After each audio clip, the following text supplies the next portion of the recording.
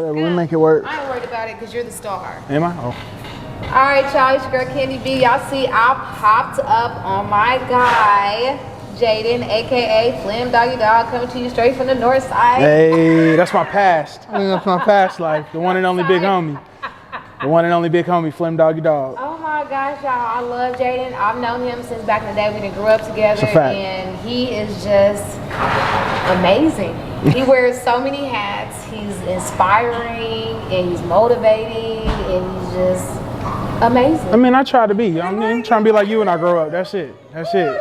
That's it. Y'all don't know Jaden, we about to get to know him.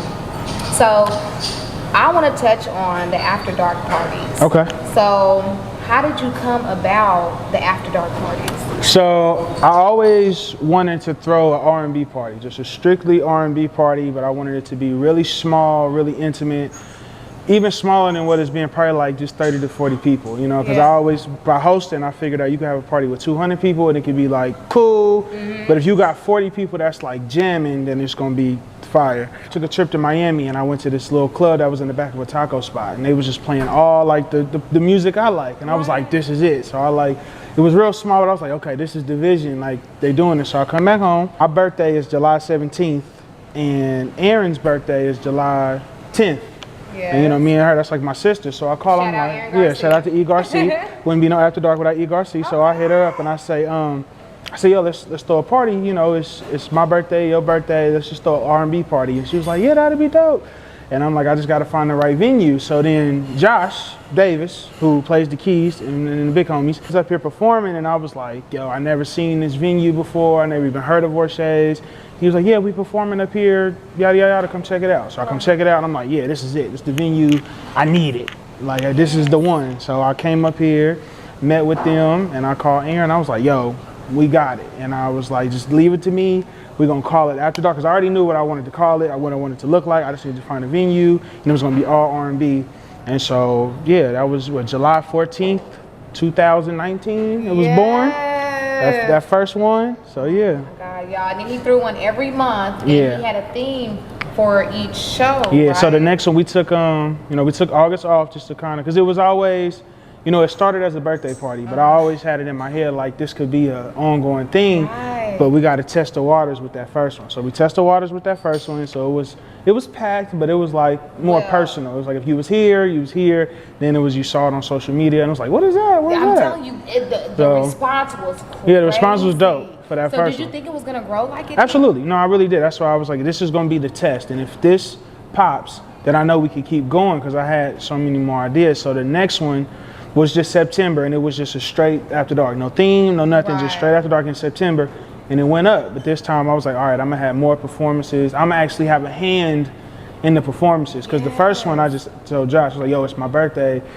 I want y'all to, as a band, to just perform, and you know, and I said, I'm gonna call y'all the big homies that night. I just knew, because I go by the one and only big homie, so I was like, I want a band called the Big Homies. So the second one was just for fun, and that third one, when I was like, all right, we in the bag now, let's try a theme.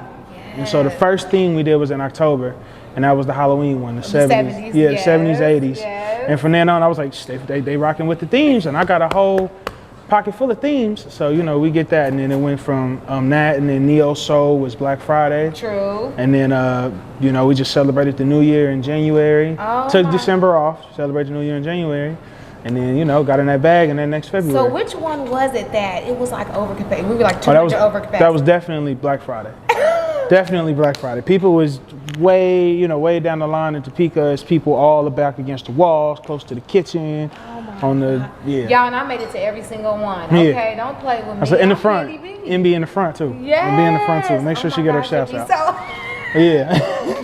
Y'all be so lit. I mean, it would just be so epic, and people were like, that's not here, where's that at? Yeah, so yeah, once we start building that traffic online, you know, we start going viral on Twitter. The local performances, people, you know, catching hold, and that's crazy. You know, the one that you had with Zephymus when he sung. Yeah, he sung. The first time he sung, I believe, was November. He did the Black Friday one. November? That was the Black Friday one, and he ain't missed one since. Like he's never not getting on stage anymore.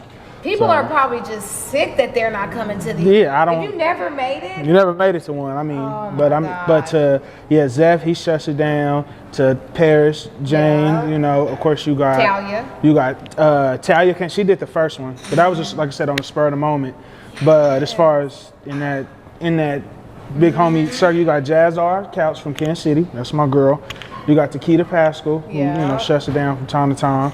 You got, of course, Zephaniah. Yeah. We didn't had. I mean, of course, you got DJ Birthday on the guitar. Yes. You got Scott on the guitar. You got some heavy hitters, you know what I mean? here. You got to shout out Raymond on the drums. Duh. You got to shout out Jordan Lattimore on the guitar. You got to shout out Josh Davis. And the DJ. You got to shout out DJ Fluid. The best. You got to shout out Miguel on them keys. You got to shout out Oscar on the horn. You got to shout out Josue on the horn. Yes. You got to shout out DJ Richie on the 2000s one. Yes. In February. They came through and did that. I even went up there and I was the one that told them to play Air Force One. Yeah, you know. Y'all, that one was so great. That was dope. They got on top of the bar.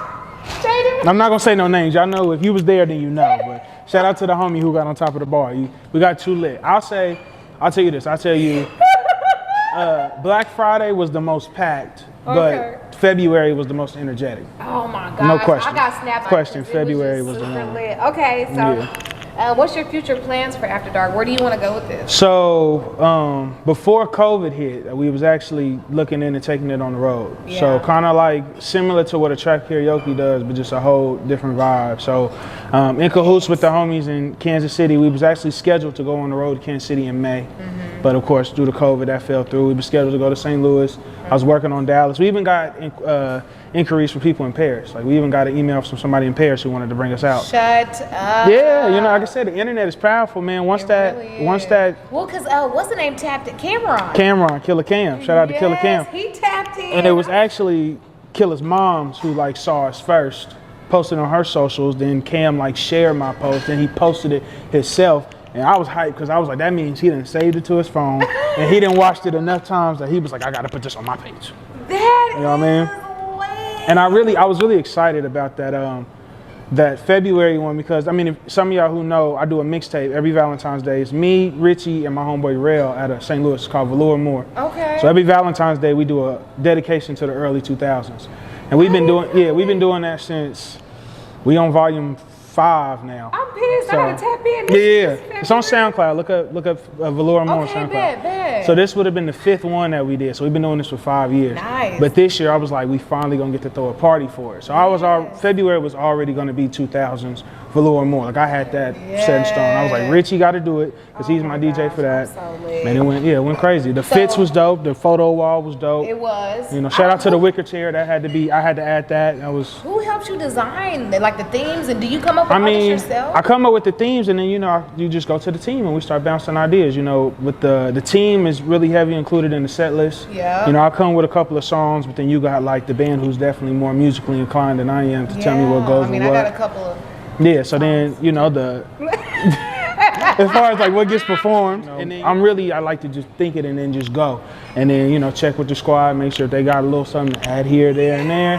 But, you know, I be having it, you know, ready to go, like, you know, off tops. This. Please don't. No, you know, COVID is starting to slow down, but, you know, we want to make sure it's safe because I don't want to tank that vibe, right, you know, like that. I like that close-knit, intimate, it's hot in here, it's sweaty in here, we touching, it's a little uncomfortable, your feet hurting, but you partying on a Sunday night. Yes. And you home by midnight, you know what I mean? Like you can't have no clean in front of that. I mean, every time. The flyers say midnight, we don't usually leave till 1 o'clock. That's true. 12:45, 1 o'clock. But it ain't, you know, People be mad it's over. I know I do. Because you just be like, what you mean 12? But I appreciate that with the utmost because that means people having a good time. It's an opportunity for you to come out and show off your fit. You can get dressed. True. You know, people came with the theme for the 2000s where the Air Forces, the throwback jerseys. So it was lit in here. I had 2 outfit changes on that one. Okay. I had to. We went all out. When we played Air Force Ones, we all held our forces in the air. People had them on. It was dope. You really felt like you was there for a night. We did shout out to Drew and shout out to Malcolm who was on that cello and that violin when we did Back That Ass Up. Yes, I remember that. Got a shout out to them. It was so lit. The dude that got up here and did the Harlem Shake. Hell yeah, Darius. He got up there. Terrell. It's a showcase. It's something dope.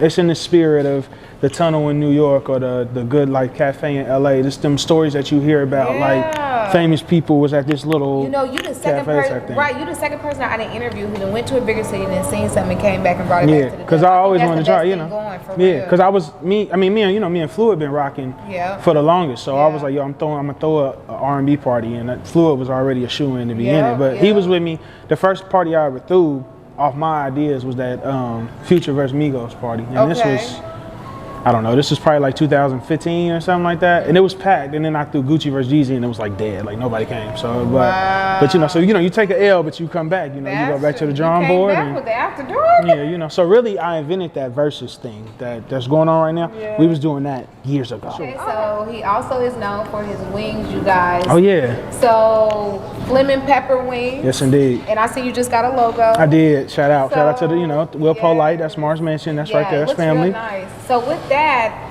how did you get started with the wings?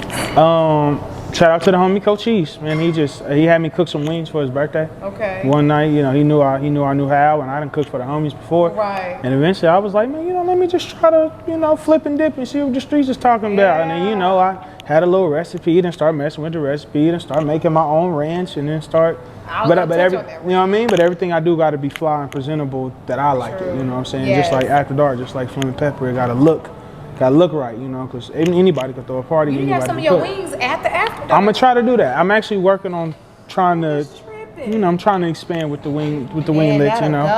Yeah.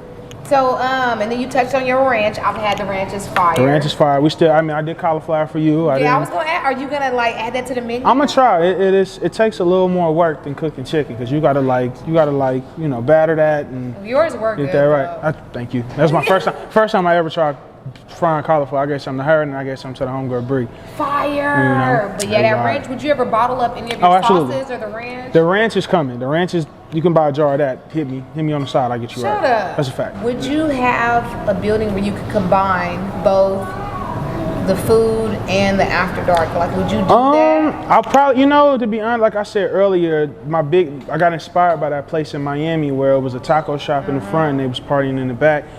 I wouldn't mind doing something like that, but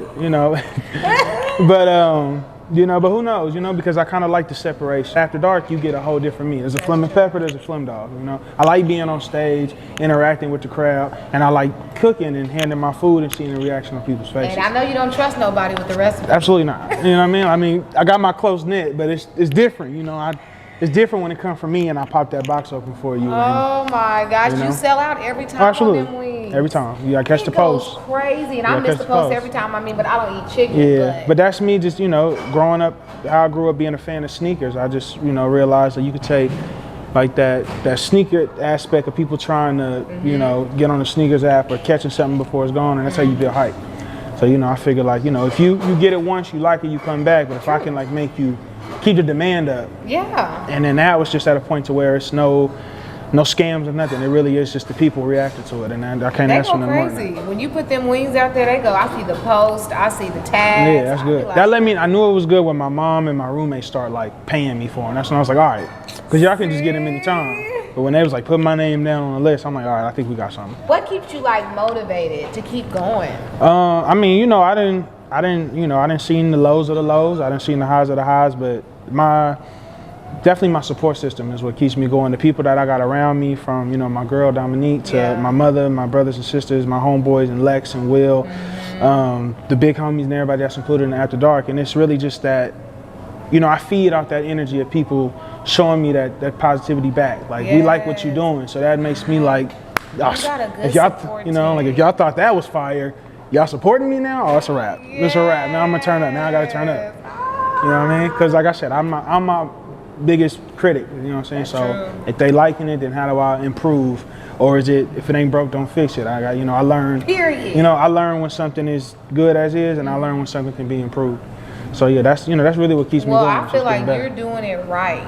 I'm trying. My whole thing is, I'm not a big on failure. Okay, yeah, we will fail, but if you go into it, doing the research, knowing what you want, writing it down, it's gonna come out right. That's a fact. You know what I'm saying? This is the recipe, y'all. Yeah, man. Because if you think about it, if you think it, and you don't wait on nobody else. You thought it, it's your idea. So that means just Period. That's, you know what I mean? You gotta go get it. I like to ask like a random question at the end. Bet, let's go. What was your most memorable childhood moment?